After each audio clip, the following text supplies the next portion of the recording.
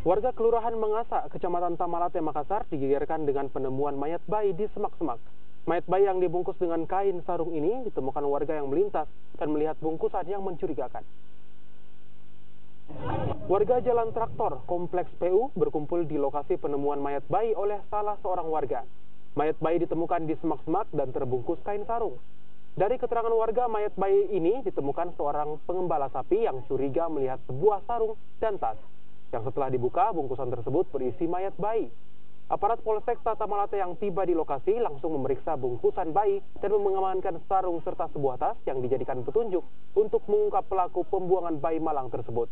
Untuk kepentingan penyelidikan, mayat bayi ini langsung dibawa ke Rumah Sakit Polri Bayangkara, Makassar. Ya,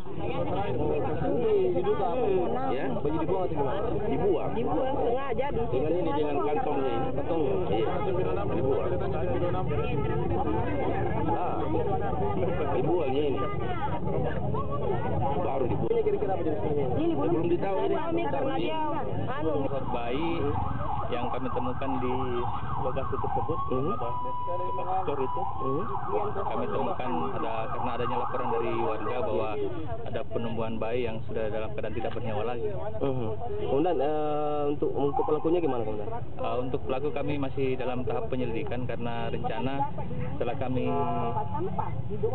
ditemukan kami akan bawa ke rumah sakit dulu untuk melakukan pemeriksaan. Barang bukti yang ditemukan di lokasi apa saja? Untuk barang bukti bayi yang sudah tidak bernyawa, kemudian ada sarung dan tas itu yang akan menjadi petunjuk-petunjuk nanti untuk mengungkap siapa pelakunya.